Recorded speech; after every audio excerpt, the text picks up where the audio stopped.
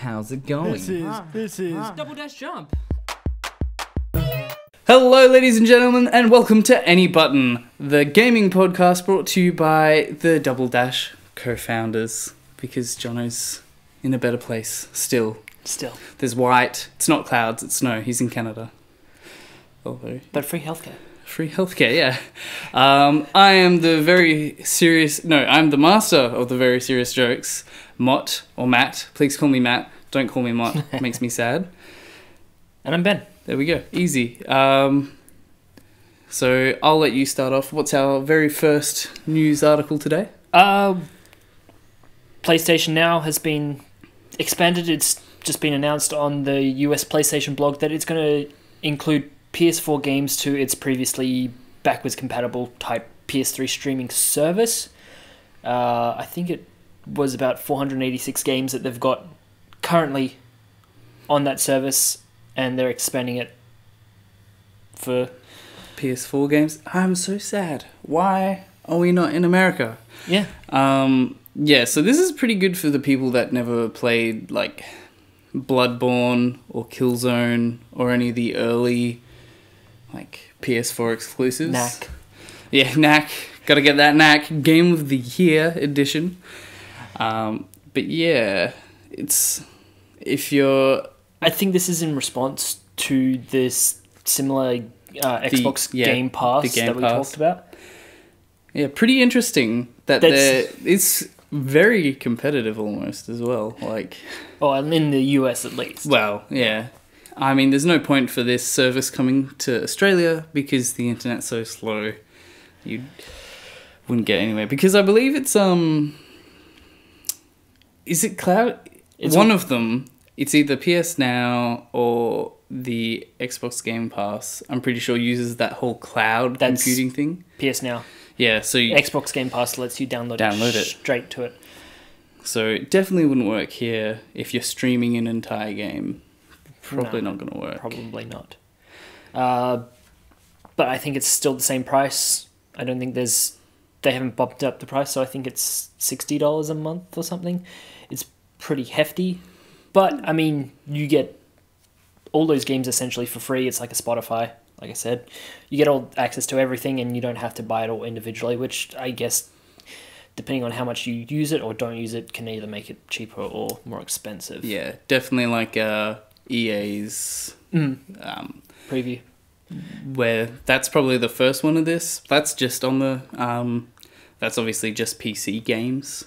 Whereas that's the EA Access works on Xbox as well, and that gets you like the Mass Effect Andromeda. I didn't know that.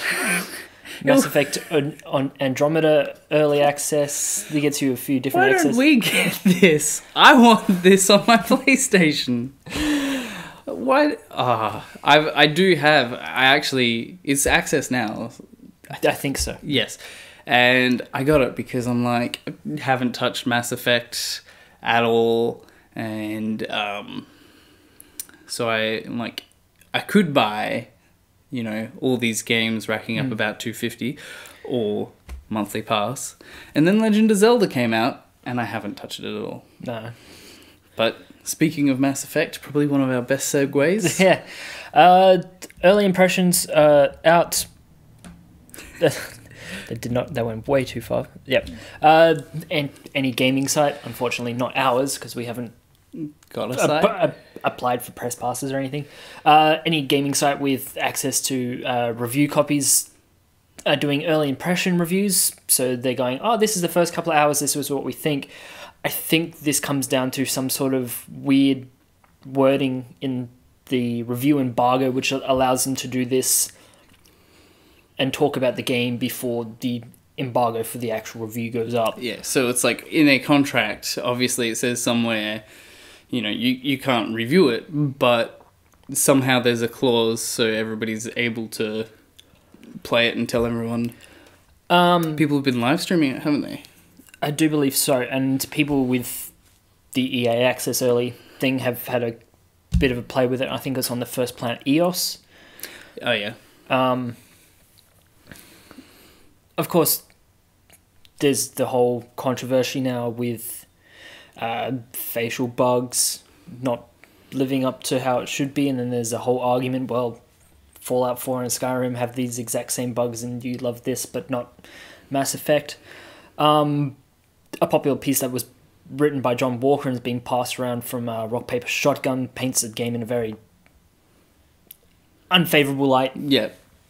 That being said, there's a lot of game reviewers and commentators on the industry, such as Jim Sterling and Zero Punctuation, who do the exact same thing. I'm not sure if that's what he's trying to do, and it's being lost in that his medium is text rather than spoken word. Yep. It's very hard to convey a sarcastic anger. Or a tone. Yeah, with just text. But yeah, you looked more into this. However, a counter-argue article got passed around on Twitter, which I found by Paul Tassi over at Forbes.com. And he points out the broad stroke sort of problems with these early review copies being that these reviewers have to pretend that they've only played the first few hours when they put out this early impressions, rather than how far they actually are. So they could have played the entire game. I assumed that there's a difference between the EA Early Access one and... okay. They could have played the entirety of the preview that they've got. Yes. But they've put on this facade that they've only played so much. Because they can only talk about that. Tassi obviously points out that but your impressions of how the game, its story, and its systems work change over time. So you really just have to reference how they feel in that moment. He also goes on to talk, in his next dot point, he talks in this instance again, EOS was the wrong planet to start on. In its initial form, it's covered with radiation, so you cannot go many places. Without getting into specifics, this is not accurately representative of either the full scope of EOS or other planets that are less restrictive / more interesting. I guess it's that sort of linear Zelda path where you can't go into this area until you've got the boomerang. Yeah, item. And in sequences like that, the old Legend of Zelda, we never said it was bad because you didn't have this specific item. That's the interesting thing I think about this is, there's this artificial roadblock that's been put into the game. And I don't mean small tree. Yeah, small tree. You need to learn cut. Slash doesn't work. It's got to be cut. But what I've noticed is that Mass Effect has actually got quite a lot of flack. In comparison, when you look at all the other games, there's a lot of games that have changed their formula completely. Off the top of my head, Legend of Zelda, Breath of the Wild is completely different. And we've had Resident Evil, which has also totally changed its pace. And it's looking that Mass Effect Andromeda is a step away from the old Mass Effect formula. But it's getting hit in a negative way. Maybe. I haven't played the original ones. I remember getting Mass Effect 3 and just playing multiplayer and realising that it was buggy as shit. Yeah. And I spent most of the time falling continuously through the sky, through the fall, and then starting again. Beautiful. Next doc point is, it is impossible to fully judge characterization in a Mass Effect game when you get a few conversations and cutscenes with various characters in the first few hours. Sure, they can make a bad first impressions, and there can be bad lines here and there, but would I have been raving about Garrison, Ashley, and Kaidan in the first 3 hours of the original Mass Effect?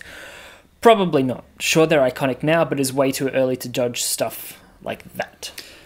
Yeah, that's exactly what I was thinking as well. Again, we haven't played any of the Mass Effect. That's our entirety between both of us of the Mass Effect world that we know. But of Andromeda that I've read up, it's that, all the characters, the whole point of the game is to get to know all these characters, and that, the character with the least amount of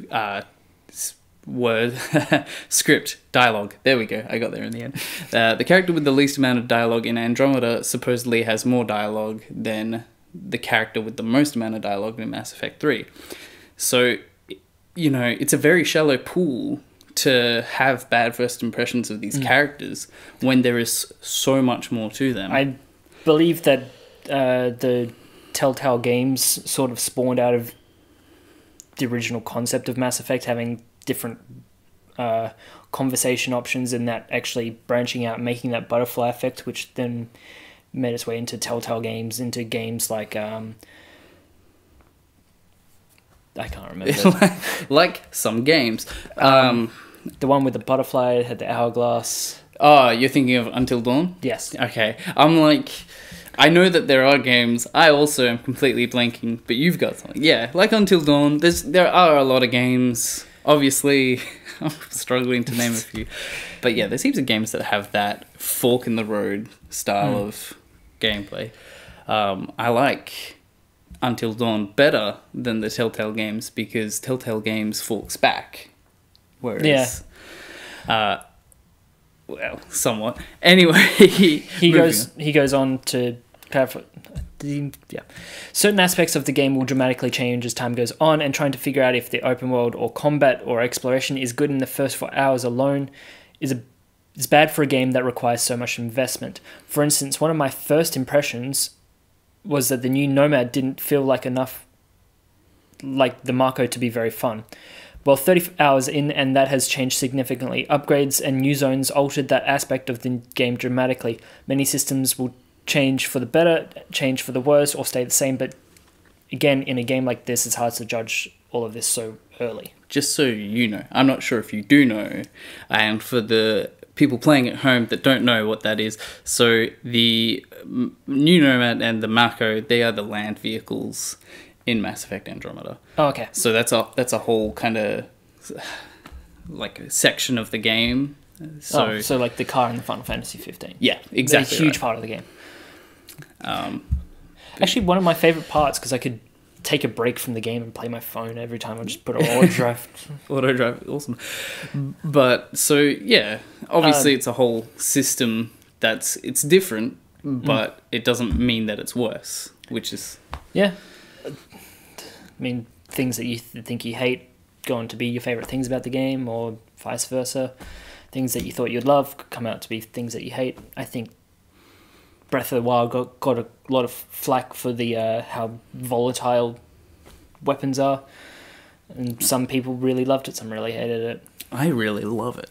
I think it's good, personally. I can see how that would be that is a fix to an over-encumbrance issue that I hate, but I'm not sure if I want to be changing weapons every... Well, no, because it's still... I've personally... to quickly delve into Zelda here, I find myself seeing the words, you have too many weapons, you can't pick this one up. I see that way more than I see your weapon just broke. So fair enough. Yeah. Are you going to do the remember? Tassie finishes off his article saying, my advice, and I say we should always remember this, but take first impressions pieces with a grain of salt. He says, in his own included. Remember how slow the first hours Remember how slow the first few hours of many huge RPGs are. If you are playing the early access preview, do not judge the entire game based on EOS. Wait for full reviews to get the better sense of the game. Mine may be late, as it is mandatory for me to do all side quests and talk to all the people. Yeah. Now, I've just put a little note on here, because Mass Effect Andromeda has also got a lot of flack for the animations, as you said before. Yep. There's a lot of walking animations that are also weird. I'm thinking, maybe that's just how people walk in space. You know, the artificial gravity, maybe it's a bit weird. We can't judge. It's not perfect. It's not perfect. You know, you gotta walk a bit like a cowboy. That's okay. It makes sense to me. All right, and our next piece of news. Much smaller piece of news. They get smaller as we go on. So Switch has just come out. Yep. Very few new IPs, new games at the moment. You've got 1-2 Switch, I think it's in Not sure if you can call that an IP. I don't think that will get No, a sequel. I'm not seeing 1, 2, 3 Switch in the near future. But yeah, you've got Zelda, Snipperclips. Which Snipperclips is a new IP, Zelda is an old IP with a new game. Lots of games that have already been released on previous consoles, such as The Binding of Isaac, which was out in 2012, I believe. I forget what they're called. They've got a lot of these Neo-Gaf games. I think that's what they're called. Or Neo... Nindies? No, they're not the Nindies. Nindies is coming out soon. But it's a whole bunch of basically ports. Yeah. So yeah, nothing spectacularly new. But, I mean, if you enjoyed those games and you want to buy them again, that's that. One of those rumoured ports that are going to be coming is Super Smash Bros. And Mario Kart, which has already been announced. Yeah. Smash Bros. Has it been confirmed? No, Smash Bros. Hasn't been confirmed. See, it started off with one of the higher-ups in Nintendo have said, you know, that they want every main franchise on every console at least once. Except for Pokemon. Well, Pokemon's on the handhelds. That's kind of it. But, so that's where we start off with our Super Smash Bros. For the Switch. But there's rumours of a whole new character in Smash Bros. Have surfaced because the Consumer Product Safety Improvement Act has revealed 4 new Smash Bros. Amiibos. Now, 3 of those are the DLC that have already come out, so we already knew about those. That's Cloud from Final Fantasy, Bayonetta from Bayonetta, and then Corrin from Fire Emblem. So those were all announced in 2016. Really looking forward to the Cloud one. Jen's going to love it. Yes, I am too. But yeah, so they were all announced in 2016 when they became DLC, but they were delayed for an unknown reason.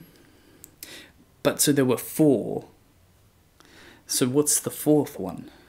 That's what we don't know. Is it a new character? Is it just going to be just a new amiibo? I'm thinking, honestly, negatively, realistically, it's going to be like Gold Mario or something. And it's going to... Platinum Mario, because they've got gold ones. Yeah, it's just going to be like, But that's where the rumours come from. There's a 4th unknown amiibo. Maybe it's going to come out as a 3-year anniversary present, because that's September 13. Okay. 2014, so 3-year anniversary. And then, yeah, that's just what we have to cling on to. Right. And for those who are a fan of Archer, like I am, and I think you are too. Yep, sure am. Archer's coming to Rock Band. We're going to enter the danger zone. Literally, with Danger Zone. So this is all my news because I'm more excited about this. I've got, the whole Rock Band. I don't play Rock Band. The Rock Band set is right there. Yeah, so Archer from FX's Archer is now a playable character in Rock Band. Is that extra money or is that... Yes, so it is DLC, so you do have to buy it. But it comes with, I believe it is bundled with Kenny Loggins' Danger Zone. So you buy the song and the skin? Yes, I believe that's what it is. Also, as Rock Band DLC, speaking of Mass Effect Andromeda, we get... Very Mass Effect heavy. Yeah, it is. It's just what's coming out. Yeah, it's a suit based off of the game, and we have guitars that are based on both the Normandy from the original trilogy, which is the ship. Just in case you didn't know. I did not. Yes. And the new ship from Andromeda, which is the Tempest. Oh. And those are both guitars. So you look pretty Daft Punky with the suit. Nice. And then you've just got a spaceship in your hand that you're playing. Nice. But yeah, that's the wrap up for this week. Thank you for watching. Subscribe to see more. Yep, there's going to be things on the screen now. Yeah, nice shirt, by the way. Thank you. Nice shirt. Yeah, it's really good. I know. This was we didn't plan this. I'm going to stand up because oh my god, me too. We're never kneeling again. That was just awful. I don't know how females do it. Oh, my legs. Thanks for watching.